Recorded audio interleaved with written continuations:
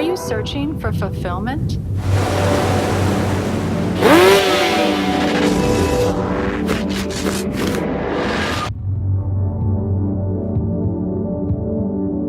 Discover true happiness. Stay tuned to Shalom World.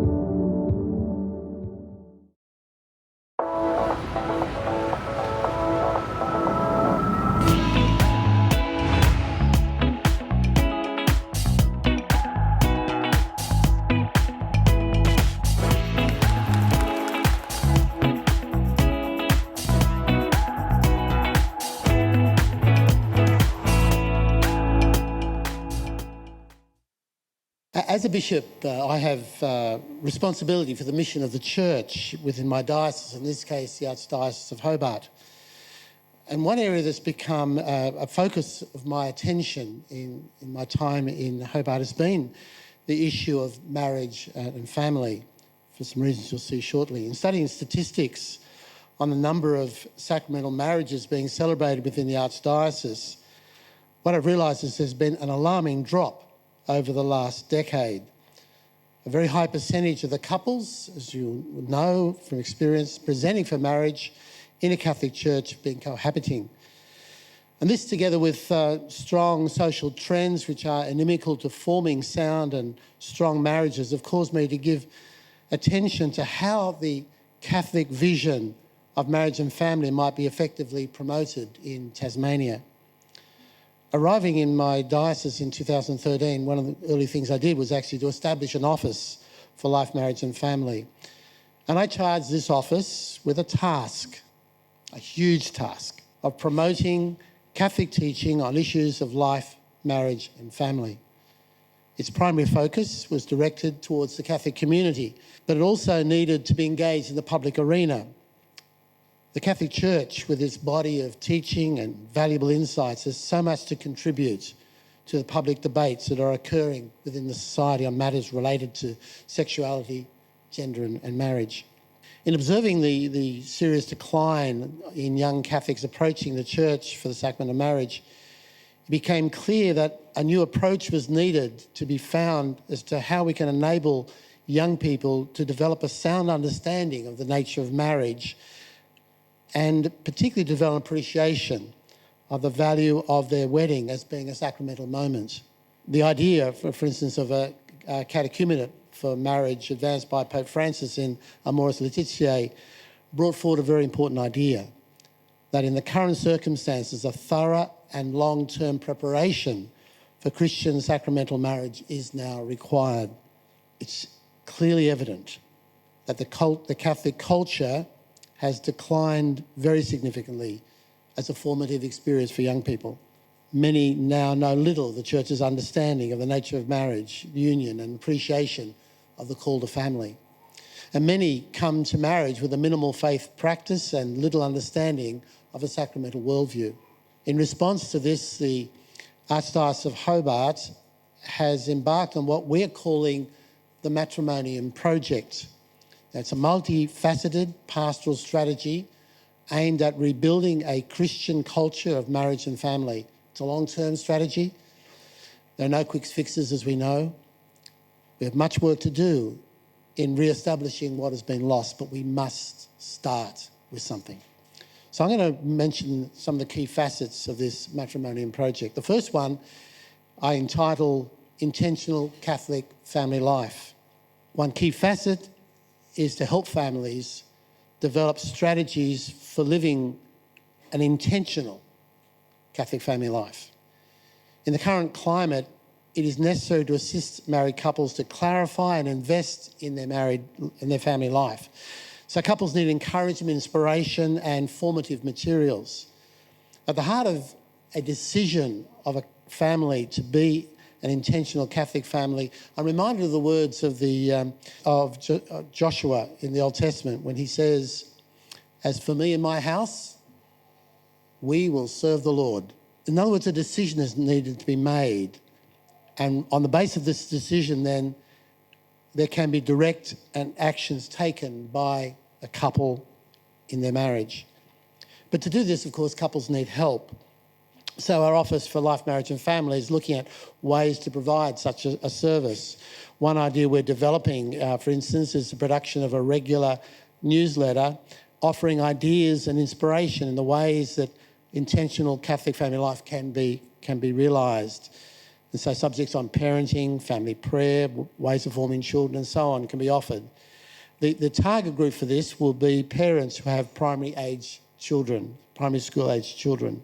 Also, we're developing and promoting the National Association of Catholic Families, also in Tasmania, as a way of supporting families in intentional Catholic family life. Second idea we have is what I'm calling matrimonium couples. We look here to parishes, because parishes are key locations for Catholic families where they're engaged in a local faith community. In parishes, Catholic families can find other families with similar ideals and similar desires as their own. And so within parishes, we can help to foster family life.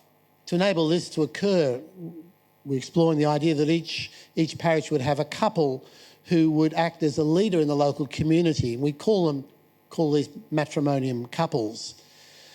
And so provide them with some formation and encouragement. These couples can then be active agents of promoting Catholic family life within the parish community. And this may be as simple as ensuring that there are social events for families. It could include the provision of formation for engaged couples. It can also ensure that the parish community assists couples who may be struggling in one way or another. A third idea is to try to bring about a shift from just the planning of the wedding itself to vocational preparation. As you know, the dominant culture in which our young people live today puts enormous emphasis on the wedding day in terms of the time that's spent in planning and the money that's going to be expended on the event. And secular culture is largely working against the core dimensions of what the marriage event should actually be and celebrate that of being a faithful, fruitful, total and permanent union. So a deeper and longer period of formation is needed to support people in being able to live out this vocation of marriage. And it's where Pope Francis has promoted the merits of a marriage catechumenate. It's built on an idea that was expressed by Pope John Paul II in Familiaris Consortio in 1981. So that idea has been around for 40 years, and I think it's something we need to invest ourselves more fully on. How can we develop a long-term catechumenate preparing couples for marriage? If we move on looking at remote preparation, and it's connected with this in a way, the fourth point is to look at how we can have a longer remote preparation of couples for marriage and not just focus immediately, as we do tend to do, on just final preparation, maybe through courses that are offered, particularly through our social service agencies. While they're very useful and helpful, I think we need to look at something more long-term in the current circumstances. So how can we help Catholic young people to have solid formation in a Catholic vision of marriage and family? So early this year, for instance, we developed the first, and we're going to continue each year, of what we're calling the matrimonium summer schools. We're inviting young people to come together and provide them with deeper formation in areas of sexuality, marriage and family. And particularly we're drawing on the inspiration of the vision for marriage and family expounded by Pope John Paul II during his pontificate. One other area we're exploring, fifth area, is the formation of students in our Catholic schools. We have this extraordinary and wonderful resource of our Catholic schools in Australia. In fact, in Tasmania, we teach 1 in 5 of the population. And this presents us with a great opportunity that we can invest in a systematic way the Catholic vision of sexuality, marriage and family right through schooling, from the very beginning in primary school. So we're working in collaboration with key Catholic education staff, and they're working with the Life, Marriage and Family Office in developing programs to promote this body of inspired Catholic teaching. Next year we'll be working in close partnership with the Culture Project, who are going to establish a team in Tasmania working in our schools, and we're seeking to develop an integrated program to gradually help our young people in our schools come to understand the Christian vision of life, marriage and family, and particularly help them address the dehumanising elements of the social media, whole communication environment in which they live, the pornography, drugs and other issues of popular culture which are very inimical to their vision of sound sexuality, marriage and family.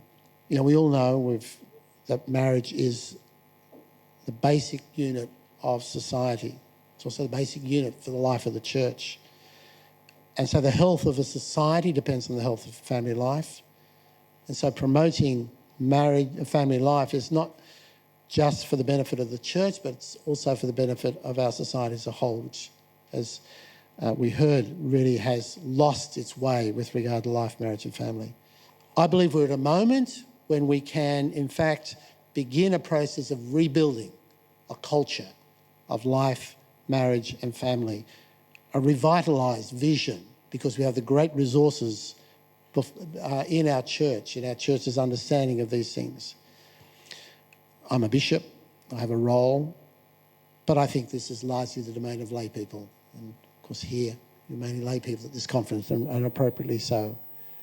Because I think in the end it's going to be lay people, lay couples who believe deeply in the nature of life, marriage and family, who will spearhead a cultural revival. Thank you.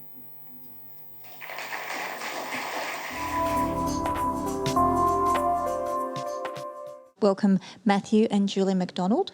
Matthew is Director of the Life, Marriage and Family Office in Melbourne, and Julie is his wife of 19 years. They have 6 beautiful children together, and they're going to explain a little bit about practical ways on how we can build a positive Catholic marriage culture and how this conference could contribute towards that. The importance of the family home, and particularly in an environment where there's a lot of people who aren't having a great experience of marriage or family life, to present that in a gentle but nonetheless clear way when our lives are animated by Jesus Christ and his way of living is clear from the way we do things in our home, that presents the gospel in a way to people who wouldn't be inclined to go to a church. You know, it's difficult for priests or religious to really meet people because they're not going to church by and large. The statistics in Australia show that the number of people attending any kind of religious service is dropping off dramatically, not increasing. So the chances of that happening are becoming less and less. But most people, if you invite them over for a meal, would come over for a meal. And so using that as a place, and again, not being in your face about it, but you know, in our home, we've recently bought a pizza oven, and we're doing wood-fired pizza every Saturday night, inviting people over, and you know, we say grace, we eat pizza. On the wall, there's a picture of the Holy Family eating dinner together above the dining room table.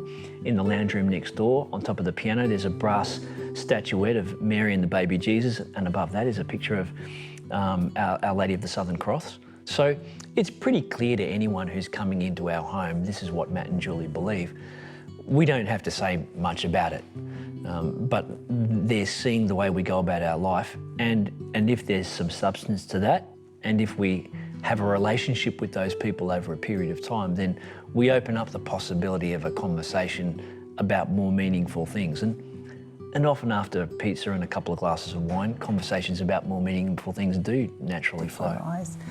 We're all called to be, to move towards God and to be the person that God has an image of us, and we're called to move towards that image. And as a mum or as a wife, part of that is cooking and being in my home. I'm not doing anything extraordinary, but at the same time, I'm doing what I'm called to do. And I've got to prepare a meal every day for my children. And a lot of families don't eat together. Like they don't have that common time of sharing. It's not just the meal, it's also sharing and giving the opportunity of, tell me about your day, or this is now the time where I can stop and reflect and actually offload this thing happened today around the meal. And really the Lord shared a lot of his important messages over meals, such as in the Last Supper, such as, after the resurrection when he grilled the fish on the shore of Galilee, and that's when he spoke to Peter. A lot of his teaching was around the meal. We're going to do that in our family. We usually have all our meals together, which is a real blessing. If we can offer that to other people on the fringes, as Pope Francis says, we need to go out to the margins, and it's not a big impost on me to do that. We already have a large table with a number of people around it. To invite friends, and especially with this pizza, for example, it's a little bit of a gimmick almost, in that people are like, oh, you've got your own pizza oven, but people can come over, we can have, it's a really good starting point. It's very relaxing, and then as Matt said, once you start the conversation, it's very easy to move onto deeper topics, because we've had people come over and say, well, obviously, the faith is important to you. Why is the faith important to you in this age, in this time where people are so away from the church? Why is it important to you? It seems to quickly move into those deeper conversations, and as I said, it's just in the ordinariness of who we are.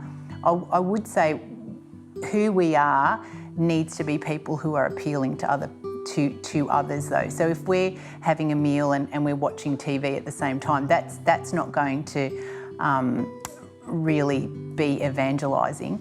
But if we are people who are on fire, or people who have something to say, and usually I would say to be that person, you need to be a joyful person as well. So we need to be careful about how we're forming ourselves, and for us, how we're forming our children, so that we are attractive to other people, so that we are people that when others come into our home, they think this is great, this is actually possible, this is doable. Not because we're perfect, because we're not perfect, and it's good to think we don't have to be perfect to invite people into our home. In fact, if we are perfect, it'll probably make people uncomfortable. But yes, the mum did get mad at the 6-year-old child because he was eating with his hands, and that child didn't use cutlery, and they put their fingers in the food. All of that is normal, and those two children were fighting. Oh, that's what happens at my house too. I'm not that different to these people, and it is attainable. Like, what they've got is attainable, and I can see there's something deeper here because they sit around and they know one another. And I think that's really important, that people see something that's realistic and something that they can relate to. So, Julie really likes to have a nice, tidy house, and she keeps a really good house. But if our house looks like a picture-perfect image from a magazine, people are going to feel like they can't come in there with their kids. But if they see there are broken toys on the floor, and things aren't perfectly straight, the furniture's a little bit old and it's got a few pen marks in it from when the 2-year-old got the texters out, and those kinds of things. And when they see that, well, actually we're more like them. That's realistic. And we're not saying that we're perfect. Our home's not perfect. Our life's not perfect. But if there's genuine love and warmth there, they'll say there is something there that we find appealing. And especially if they haven't had a great experience of that, then we've really got something to offer. So that it's we're not putting ourselves up as a great example, as some sort of an ideal. We're showing that we don't abandon an ideal, even though we're not perfect. And I think that's an important message to convey as well. And one other thing that comes to mind is just this idea of, we've got this pizza oven, and we put a picture up when we talked about it, and it is impressive, and it looks like the industrial pizza oven. And what I would say about that is that when we decided to do that, I was uncomfortable with it, because I thought, and this is like a dynamic in our marriage, that I think, that just seems a bit over the top, and it's a bit shiny, and it's a bit flashy, and it's a bit expensive. Can we actually afford that? And this is where I think the complementarity in the marriage is really good, because Matt came to me with all these ideas, but how good would it be for our kids to know they can bring all their kids, their friends over? How good would it be to have this type of hospitality in our home? How good would it be to open, it's right on the front veranda, so we can invite neighbours when it's a lovely Saturday afternoon. We can invite neighbours and they can come over and just feel very comfortable there. And it just really made me think, you know, sometimes there's a cost to a project or an endeavour, but it can be worth it if you can see there's a real benefit in the long term. But sometimes there is a cost to us, whether it be, in this case for me, like I was worried about financial cost, but now I think it's only been, you know, 4 or 5 months. I can see this is a really good project. Like, it's really, we used to have people over, you know, and we still do, eating inside. Now this is just extending that to a very particular offering with this pizza oven. But I can see it's really could grow into something very fruitful. And just to say, there can be a cost initially, but looking I guess, you know, we talk about the long game, looking at the long-term benefits of doing something as a family. Right. Thank you, Matthew, Julie. Thanks for your ideas, your insights, and to opening your home a little bit to us. Thank you. Thanks for having us.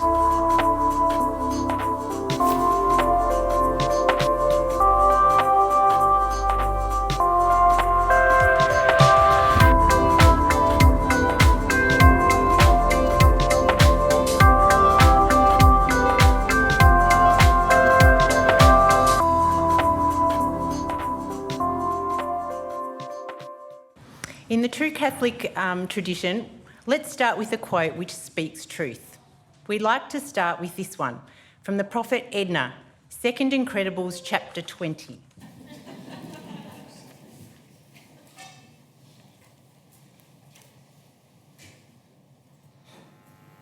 You look ghastly, Robert. I haven't been sleeping.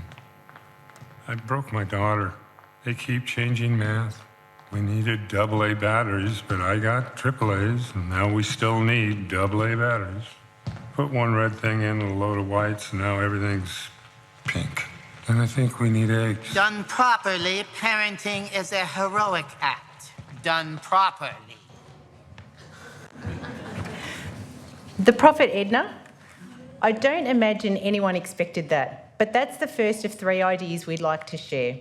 It's this, that God speaks and acts in unpredictable ways. Secondly, he uses the messy reality of family life to communicate the heart of the Christian message. And finally, that hospitality in the home is central to our evangelical mission. Edna points out that done well, being a parent, staying married, and raising a family is heroic. Pope Francis tells us in The Joy of Love that the family should always be the first field hospital. The image of a field hospital implies that we are in a battle. But hospital, hospice, hostel, hospitality, they all come from the same Latin root word. The host is the one who makes space for the needy, the sick, the traveller, the stranger, like the Good Samaritan. If that's true, could we be heroic physicians operating from our kitchen tables? Francis also insists that we go to the margins. And those margins aren't really too far away from any of us. Many of our own family, friends and work colleagues are hurting. They are on the margins and they need to be welcomed into the love of our church. But when the church is seen culturally as irrelevant or worse, as part of the problem, how do we make it appealing? Is the parish the place to begin? We suggest that we can do it better in the first instance through our families and a meal with our families specifically. So in the face of widespread practical atheism and one of the simplest and most effective means of evangelisation, or what we'd call deliciously seditious rebellion, is to invite neighbours and friends to experience the love of Christ around our kitchen table, a barbecue, or pizza. And if Christ's love and genuine faith are in our home, it's going to be immediately obvious. It can be a healing remedy and might also begin a revolution of love. This is a photo of someone who looks more like an actor than the great Pope that he became, and here's why. Sometime after the Nazi tanks rolled into Poland and the Polish culture was being trampled under the brutal boots of the SS, a small theatre troupe began putting on simple plays, both original works and Polish classics. After some time, a dispute broke out with some of their friends who believed that armed resistance was the only way to fight Nazi aggression.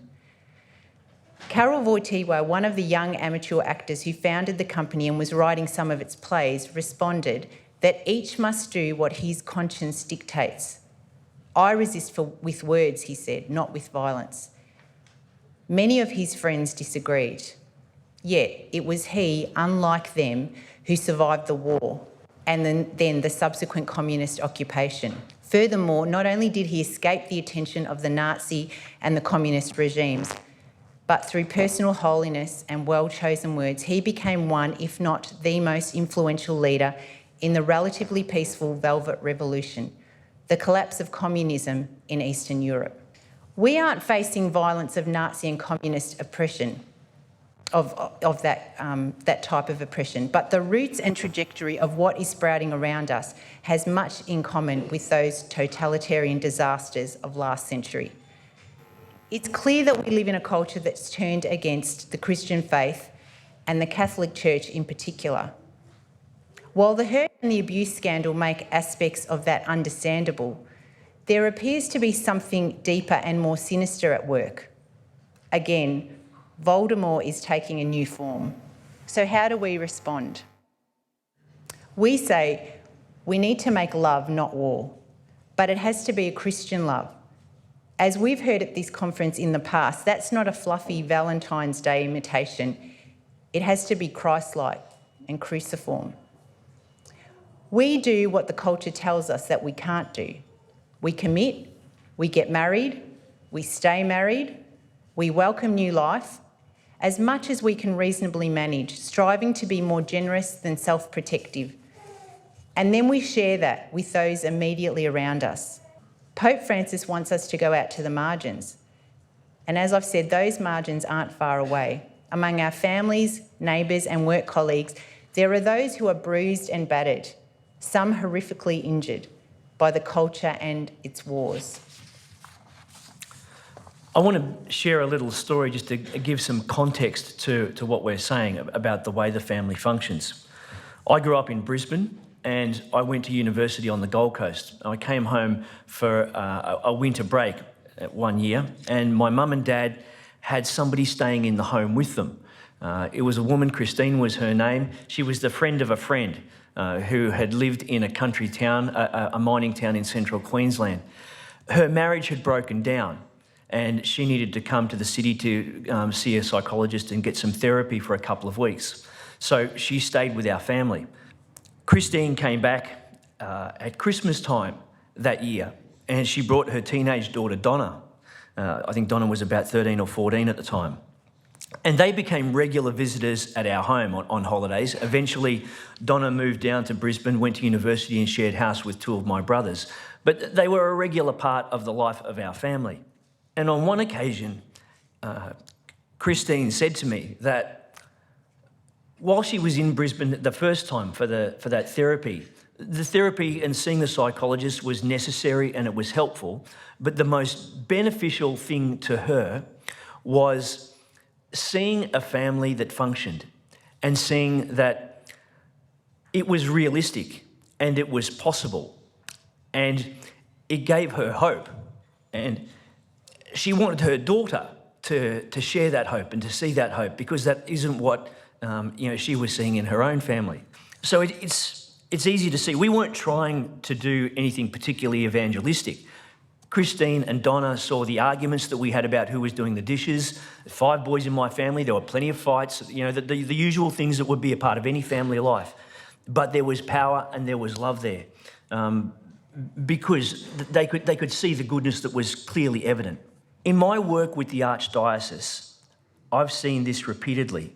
Some couples, maybe not a lot, but still a good number, who have raised well beyond the 1.7 average number of children. And these children are marrying. Commonly, they're marrying somebody of the faith. But what's even more interesting to me is the proportion, and I think it's actually a larger proportion, who are marrying somebody who is either converting and marrying into that family or returning to the faith after having fallen away. So in these families, the sons and daughters are bringing their girlfriends and boyfriends into a deeper relationship with someone more than just the person they're wanting to marry. They're bringing them into a closer relationship with God. And all this is happening in the normal coming and going of ordinary family life. Now, Julie and I talk about this idea of 5 to the power of 4 and the way over generations we can renew the church. We shouldn't be concerned about the few in number that we are. Christians shouldn't be thinking in 5-year plans. We need to be thinking in the long game, centuries, and in fact, eternity. When Abraham negotiated the fate of Sodom with God, he was prepared to spare the whole people for the sake of 5 good men. Let's extend that idea of 5 good families. If we take 5 good couples, each raising 5 children who practice their faith. Now, I know that doesn't always happen, but in my work, I see it often enough, families doing just that, to know that it is realistic and it is possible. In 30 years, they become 25 families. After a 3rd generation, that's 125 generations. So 125 families. And then in roughly a century, that becomes 625 solid families. Could we not save a nation this way? Pope Francis wants the family to be the first field hospital. And we suggest that the ordinary stuff of family life, the ordinariness of the kitchen table, is where conversion will begin and the regrowth of the church. Now, I don't think parish should be our starting point. It's certainly an important place, but I think the family and inviting people to Mass in the first instance isn't going to work. It isn't the right answer, I think, for 2 reasons. First of all, many of us find the music, the teaching, and the approach to liturgy is often uninspiring. We go because we're absolutely convinced that Christ is there.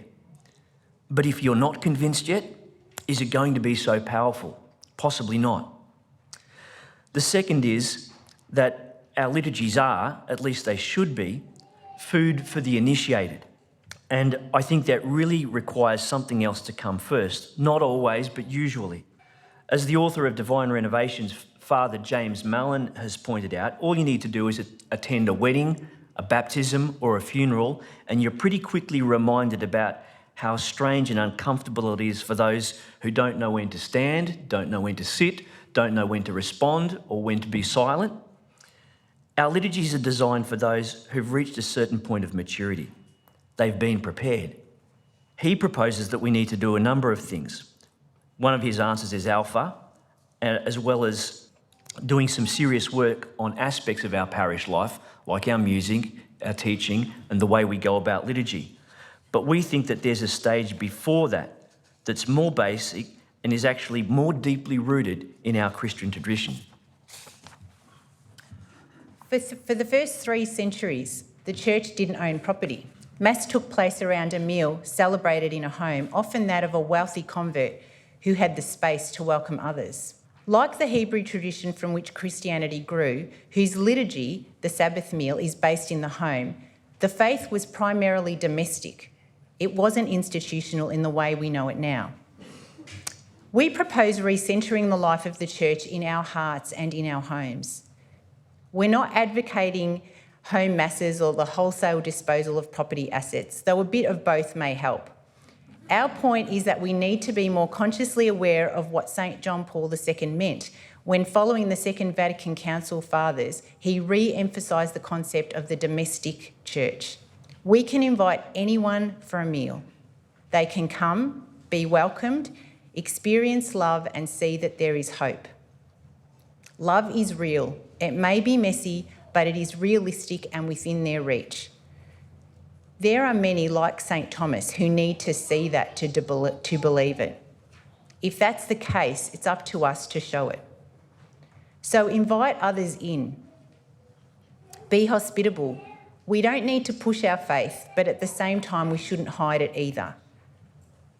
On our piano in our home, there's a brass statuette of the Madonna with Child.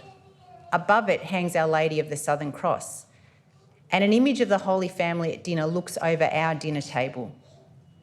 It's obvious to anyone visiting our home what's important to us. We've recently bought a wood-fire pizza oven and we've put it on our front veranda. We've been inviting people over for pizza every Saturday since we bought it. We say grace, we eat pizza, and to us, that's evangelisation. Serving pizza may not sound like evangelisation, but could this be God's unexpected answer and his mysterious approach? It's simple, it's delicious, but make no mistake, it's very seditious. We're doing our part and we're using wood-fired pizza to light the fuse on a revolution of love. Now, that may sound an unlikely thing to happen, but an obscure Polish actor overthrew communism. A carpenter from Nazareth rose from the dead. I think we're in good company. Buon appetito.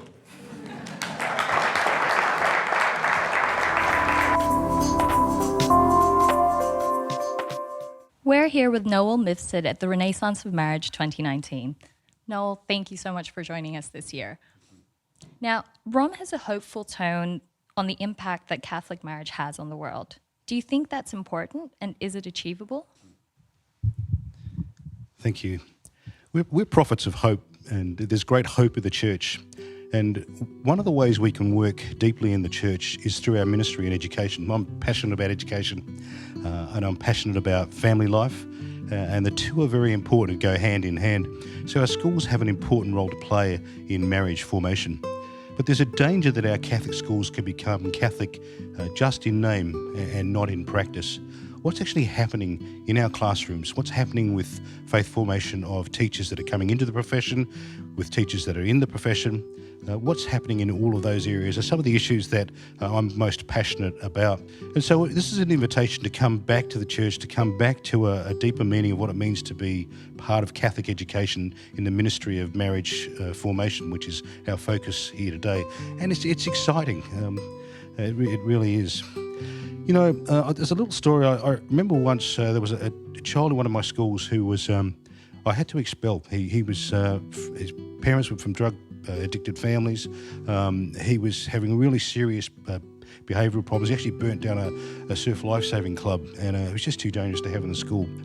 And I didn't sleep for months after that. There's a purpose to this story. And I saw him in the streets about 8 years later, and we bumped into each other literally. And I just instinctively broke every rule that I tell our teachers about child protection, and I hugged him. He said nothing. I looked in his eyes, he looked at mine, and he moved away. Our work is about coming back to the church. There was a song that used to be sung in our parishes, "Come back to me with all your heart. Don't let fear keep us apart. Trees do bend, though straight and tall, so must we to others call. Long have I waited for your coming home and living deeply our new life." And that's what I want in Catholic education. I want us to, with all of our brokenness and fracturedness of a church, I want us to come back and to realise the beauty and the simplicity, that we are prophets of hope, and that at the very heart of education is an education of the heart. And so to teach children about the sanctity of marriage, the sacrament of marriage, in a world that's so fractured and has such a disclarity about what marriage is so important in our ministry. And that's at the heart of education. So I want our Catholic schools to be the very best centres of education, to teach science and maths and English and the arts with vibrancy and vigour, but the same with our faith, to look at new and innovative ways that we can deliver Catholic education, Catholic theology, especially in relation to the sacrament of matrimony, into our schools. The second part of that is working with parents as the first primary educators. How can we resource them? How can we give them hope? And many of their experiences are broken and fractured too. But as I said in the story, how do we hug them and bring them back to the church? They haven't left. We just need to invite them back in new and inspiring ways that meet the challenges and the realities of life in the 21st century. And that's at the heart of what we're gathering about here today. And one of the things that we do and I do as a teacher is I overthink things. And sometimes the theology of simplicity, to remember that we are grounded in faith, but grounded in prayer, which can strengthen us, are grounded in joy. So coming together and meeting like-minded people in our schools and our classrooms is so important to do so with great joy and great humour and great fun and laughter, because our schools need to be centres of faith, hope, but also immense joy. Pope Francis said our young need to dance towards the future with great hope, with great joy, and that's at the very heart of ROM, not just in 2019, but beyond. So I wish everyone every blessing during this conference, that we will again hug each other through our fragility, and that we will look at new and innovative strategies to spread the word of God and to bring the theology of family, the sanctity of marriage, the sacrament of marriage, not only back into our hearts, back into our church, but into our lives, so that our children, when they enter the gates, they'll know they are loved unconditionally, and that they can have life and live it to the full. Thank you.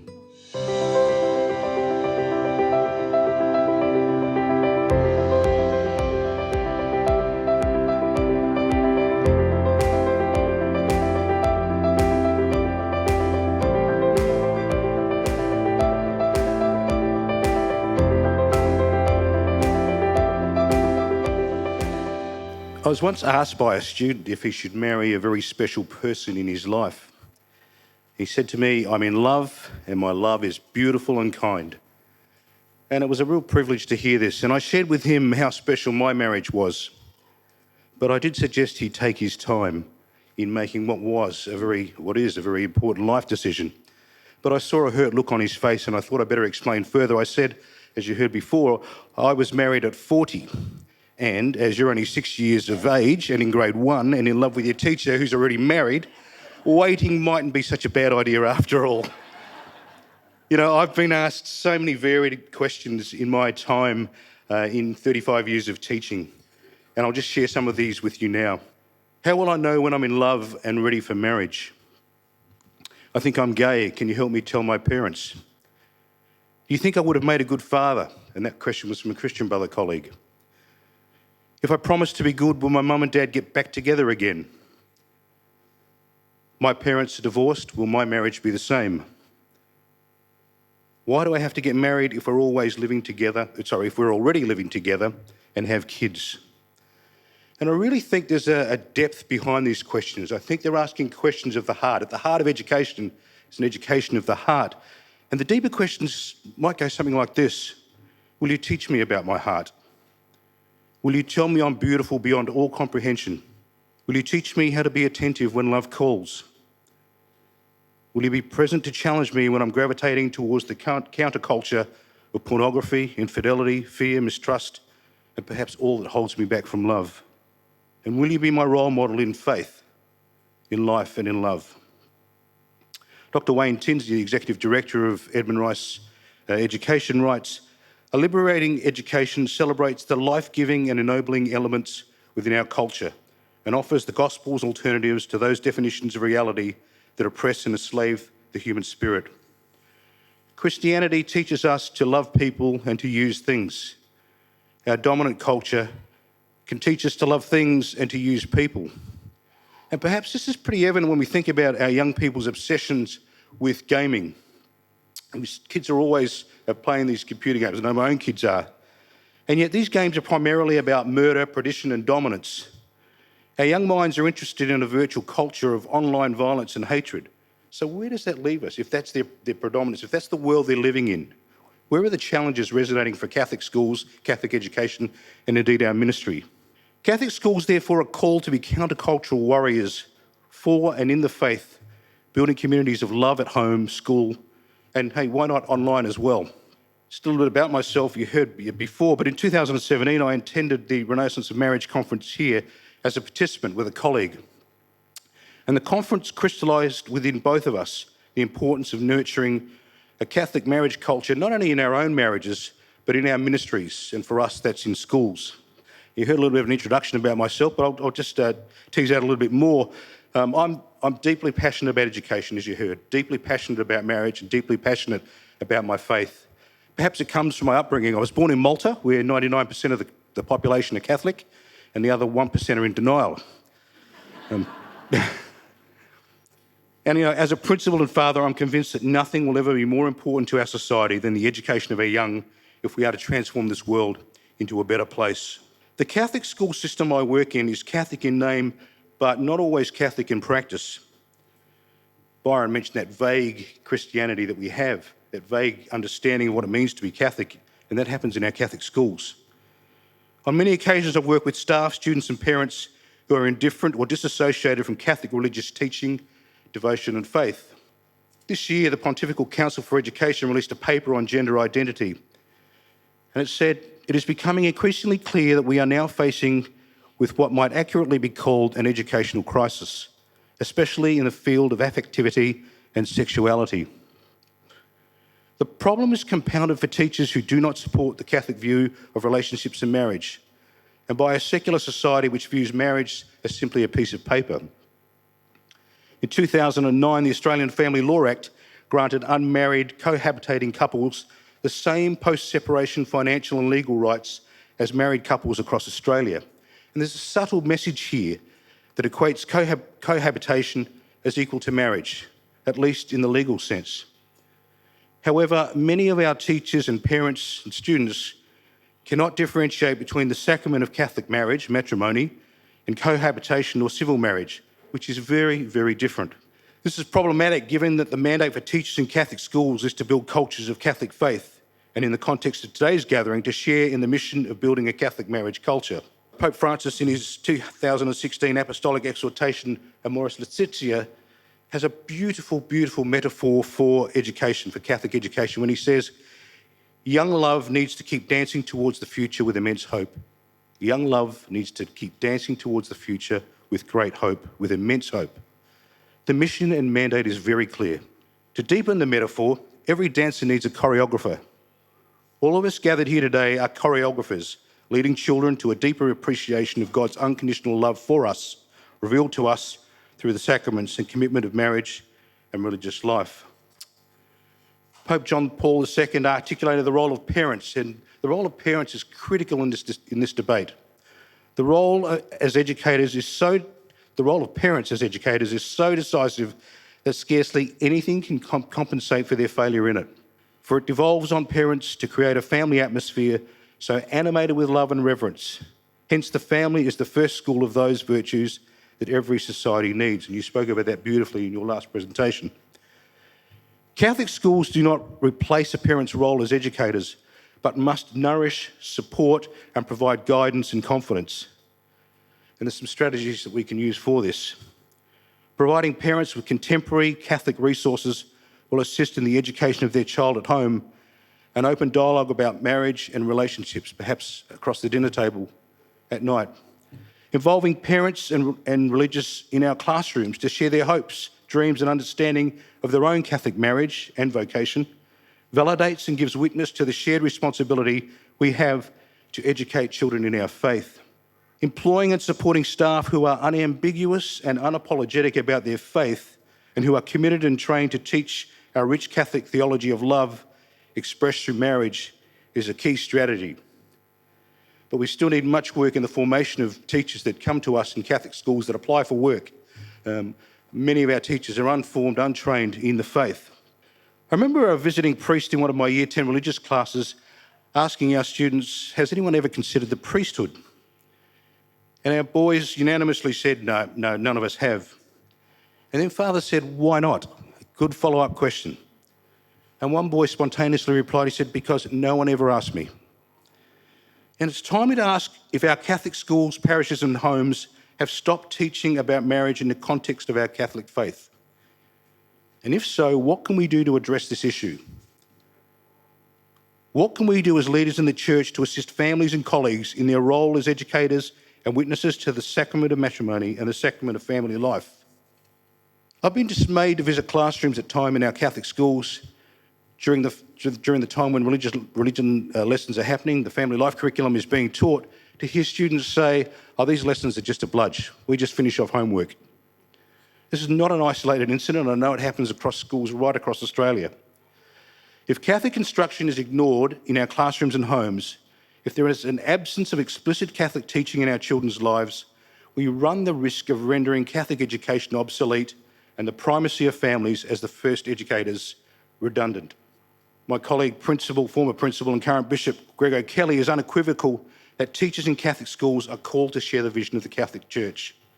I am unambiguous, this is what he says, I am unambiguous in my conviction that education is about formation. True teacher comes into the world of his or her students as a spirit-charged prophet, teaching through his or her humanity what it is to be good and decent human being, alive to the gifts of mind, heart, body and spirit. Don Bosco said, God, it is said, sends the world's saints when they are most needed, not men and women of general holiness, but specialised experts who fit into the pattern of the times and are capable of giving God's tone to their century. A teacher, therefore, is more than just a subject instructor. They are role models, father-mother figures, accidental counsellors and mentors. And this is what attracts many to teaching.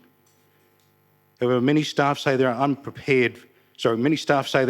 prepared for the academic subjects they teach, but untrained or unwilling to explicitly teach the Catholic faith or enter into theological discussions in the classroom. To compound the issue, many parents abdicate their responsibility as educators of the faith to teachers. And as I've said before, many of our teachers are living radically countercultural lives to contemporary church teaching. We therefore need a curriculum which is authentic and clear in its theology, and perhaps it's time for a rewrite. We need to involve our students and external experts to investigate new methods of delivering instructions and to include online and virtual modes as well as face-to-face, heart-to-heart, explicit teaching in the Catholic faith.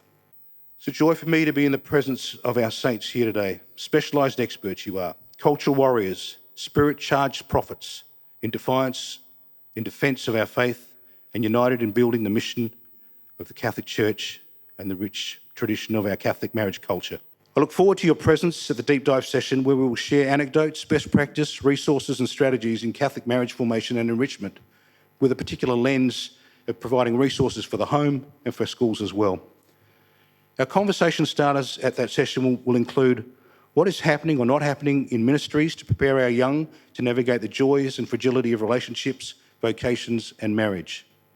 And secondly, what needs to be done to better educate our children into loving relationships. And I conclude with the words of Pope Francis. Have the courage to be different. Don't let yourselves get swallowed up by a society of consumption and empty appearances. What is important is the love you share, strengthened and sanctified by grace. You are capable of opting for a more modest and simple celebration in which love takes precedence over everything else. Thank you.